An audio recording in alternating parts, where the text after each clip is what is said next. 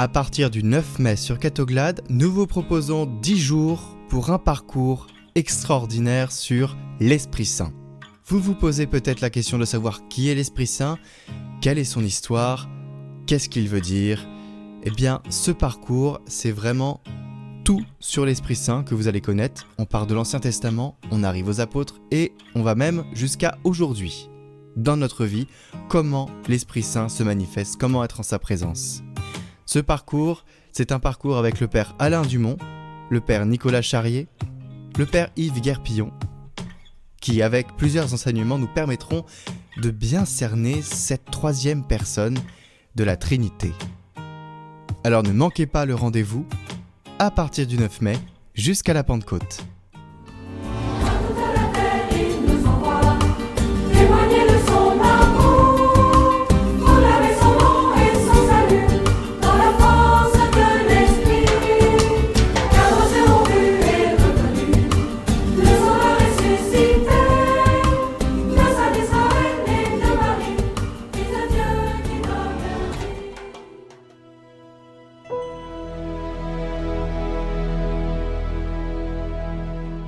Lecture de la première lettre de saint Paul apôtre aux Corinthiens. Frères, je vous rappelle la bonne nouvelle que je vous ai annoncée. Cet évangile, vous l'avez reçu. C'est en lui que vous tenez bon. C'est par lui que vous serez sauvés, si vous le gardez tel que je vous l'ai annoncé. Autrement, c'est pour rien que vous êtes devenus croyants. Avant tout, je vous ai transmis ceci, que j'ai moi-même reçu. Le Christ est mort pour nos péchés, conformément aux Écritures. Et il fut mis au tombeau. Il est ressuscité le 3e jour, conformément aux Écritures. Il est apparu à Pierre, puis aux 12. Ensuite, il est apparu à plus de 500 frères à la fois. La plupart sont encore vivants, et quelques-uns sont endormis dans la mort. Ensuite, il est apparu à Jacques, puis à tous les apôtres. Et en tout dernier lieu, il est même apparu à l'avorton que je suis.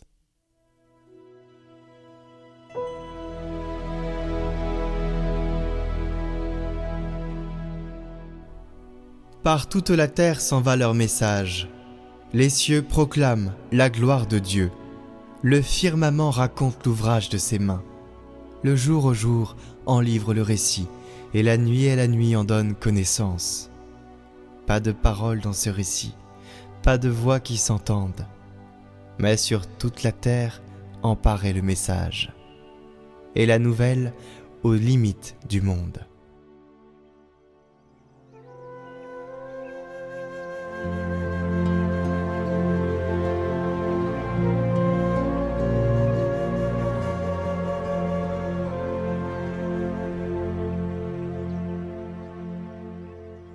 Évangile de Jésus-Christ selon saint Jean. En ce temps-là, Jésus dit à Thomas : « Moi, je suis le chemin, la vérité et la vie. Personne ne va vers le Père sans passer par moi. Puisque vous me connaissez, vous connaîtrez aussi mon Père. Dès maintenant vous le connaissez, et vous l'avez vu. » Philippe lui dit : « Seigneur, montre-nous le Père, cela nous suffit. » Jésus lui répond : « Il y a si longtemps que je suis avec vous, et tu ne me connais pas, Philippe. Celui qui m'a vu a vu le Père. Comment peux-tu dire : montre-nous le Père ? Tu ne crois donc pas que je suis dans le Père, et que le Père est en moi ? Les paroles que je vous dis, je ne les dis pas de moi-même. Le Père qui demeure en moi fait ses propres œuvres. Croyez-moi, je suis dans le Père, et le Père est en moi. Si vous ne me croyez pas, croyez du moins à cause des œuvres elles-mêmes.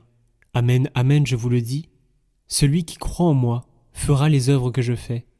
Il en fera même de plus grandes, parce que je pars vers le Père. Et tout ce que vous demanderez en mon nom, je le ferai, afin que le Père soit glorifié dans le Fils. Quand vous me demanderez quelque chose en mon nom, moi, je le ferai.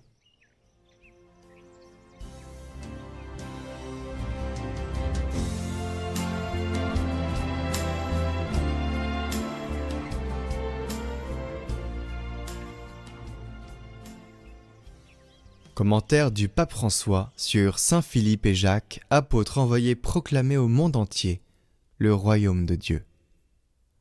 En lisant les Écritures, il apparaît clairement que la proposition de l'Évangile ne consiste pas seulement en une relation personnelle avec Dieu. La proposition est le royaume de Dieu. Il s'agit d'aimer Dieu qui règne dans le monde. Dans la mesure où il réussira à régner parmi nous, la vie sociale sera un espace de fraternité, de justice, de paix, de dignité pour tous. Donc, aussi bien l'annonce que l'expérience chrétienne tendent à provoquer des conséquences sociales. Cherchons son royaume. Cherchez d'abord son royaume et sa justice, et tout cela vous sera donné par surcroît. Le projet de Jésus est d'instaurer le royaume de son Père. Il demande à ses disciples « Proclamez que le royaume des cieux est tout proche ». Anticipé et grandissant parmi nous, le royaume concerne tout et nous rappelle ce principe de discernement que le pape Paul VI proposait en relation au développement véritable. Tous les hommes et tout l'homme. Nous savons que l'évangélisation ne serait pas complète si elle ne tenait pas en compte des rapports concrets et permanents qui existent entre l'évangile et la vie personnelle, sociale de l'homme.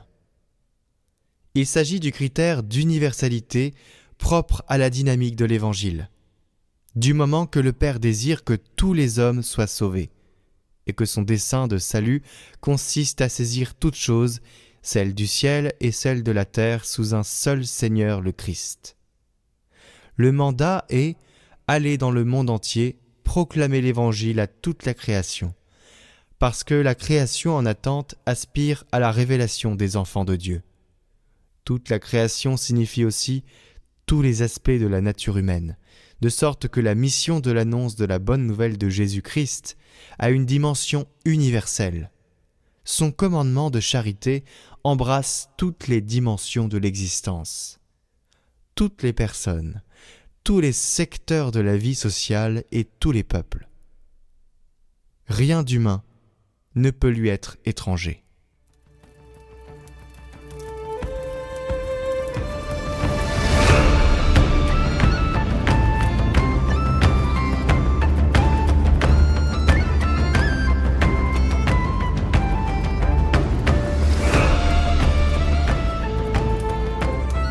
Il y a plus de 2000 ans, Jésus confia à deux de ses apôtres, Philippe et Jacques, des missions qui allaient façonner le cours de l'histoire. Imaginez-vous marchant aux côtés de Philippe, dont le cœur battait au rythme des mots puissants du Christ. « Viens et suis-moi ». Quant à Jacques, il reçoit la charge précieuse de guider la toute nouvelle église de Jérusalem avant que Jésus ne rejoigne son Père. Bienvenue dans le podcast du Saint du jour où nous allons plonger dans la vie et les enseignements de ces figures captivantes. Alors rejoignez-moi, il y a plus de 2000 ans sur les chemins poussiéreux de l'Asie à Jérusalem pour découvrir comment leur foi a façonné l'histoire. Les apôtres Philippe et Jacques. Originaire de Bethsaïde en Galilée, comme Pierre et André, Philippe serait un ancien disciple de Jean-Baptiste. Il est parmi les premiers à recevoir l'appel du Christ et à le suivre. Déjà conquis, il révèle à Nathanaël avoir trouvé celui dont Moïse et les prophètes ont parlé, Jésus de Nazareth. Dans son insistance, viens et vois, nous sommes aussi invités à sa suite dans le sillage du Rédempteur. Pour preuve, la requête des Grecs et païens pro-judaïstes intercédant auprès de l'apôtre afin de leur faire rencontrer le Christ à son entrée triomphale à Jérusalem, le jour de la Pâque. Lors de la multiplication des pains, c'est à Philippe que Jésus s'adresse pour savoir où acheter à manger pour nourrir les foules qui le suivaient. Et pendant la scène, Philippe, plein d'audace, fera une demande à Jésus. « Seigneur, montre-nous le Père, et cela nous suffit. » Le Christ, un peu attristé, lui répondra « Philippe, celui qui me voit, voit le Père. » Il sera avec le Messie du début à la fin de son court mais intense ministère, même si, à l'instar des autres apôtres, il disparaît pendant sa passion et sa mort. Après la Pentecôte, il parcourt l'Asie mineure en évangélisant et convertissant des populations entières, parmi elles les Syriens. Il endure souffrances et tortures innombrables, mais continue sa mission dans la joie et l'espérance en accomplissant des miracles. À Hiérapolis, en Phrygie, actuelle Turquie, l'évangélisateur zélé est cloué la tête en bas sur une croix en forme de X et meurt martyr vers l'an 60. Un épisode de cette exécution est assez anecdotique. Après avoir guéri et converti la femme du proconsul d'Asie, saint Philippe fut arrêté et pendu tête en bas. À sa fervente prière avant de rendre l'âme, la terre s'ouvrit et engloutit un grand nombre de païens, dont le préconsul vengeur. Ce miracle suscita de nombreuses conversions dans la Sainte Église du Christ. Son coreligionnaire Jacques, dit le mineur, pour le différencier de Jacques le majeur, frère de Jude, Thaddée, autre disciple de Jésus, et le fils d'Alphée, frère de Joseph le charpentier. Il est donc le cousin du Christ, qui le choisit pour lui succéder à la tête de l'église de Jérusalem et rassembler les brebis perdues d'Israël. Il devient ainsi le premier évêque de Jérusalem et se distingue au fameux concile du même nom par son soutien aux nouveaux convertis. Aussi appelé le juste à cause de ses actions pleines de magnanimité, saint Jacques est d'une sobriété exemplaire, ne consommant ni viande ni alcool et observant les vœux. Les premières lettres catholiques qu'il a rédigées sont parmi les écrits les plus édifiants du Nouveau Testament.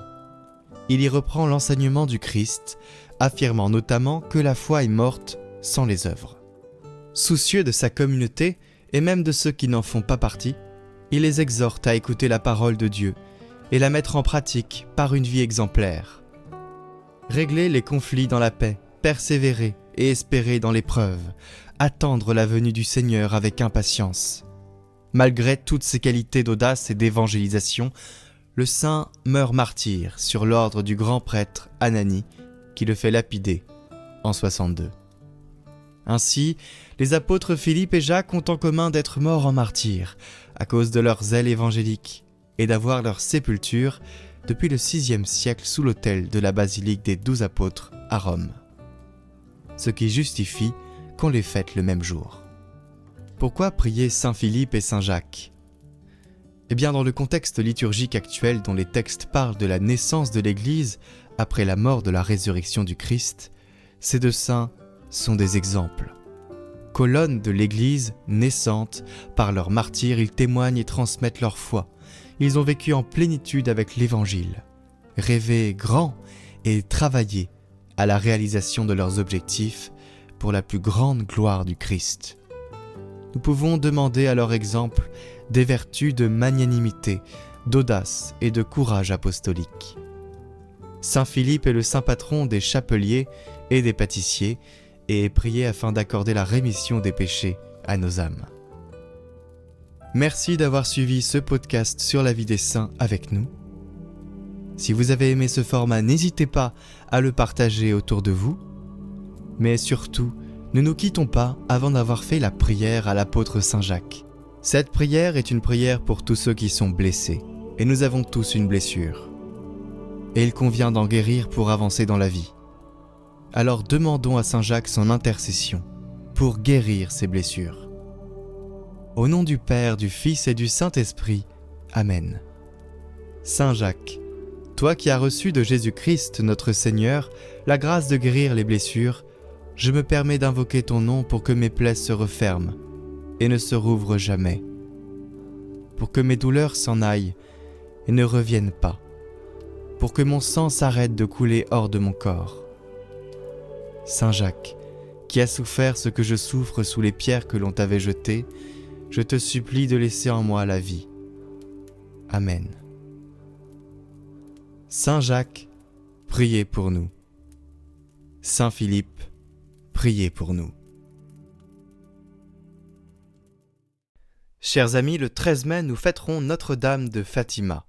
Je vous propose donc de faire une neuvaine pour prier pour la paix dans le monde, la paix de votre cœur, pour la conversion des pécheurs ou pour sa propre conversion, pour la protection aussi, nous avons parfois besoin d'être protégés, la Vierge Marie est là, elle écrase la tête du démon, pour la guérison aussi d'un membre de notre famille ou, nous souffrons peut-être d'une maladie, et puis aussi pour notre famille, la famille aujourd'hui est attaquée, vous l'avez vu partout, c'est bien de prier pour sa famille, pour qu'elle soit soudée, pour qu'elle avance malgré les attaques, voilà.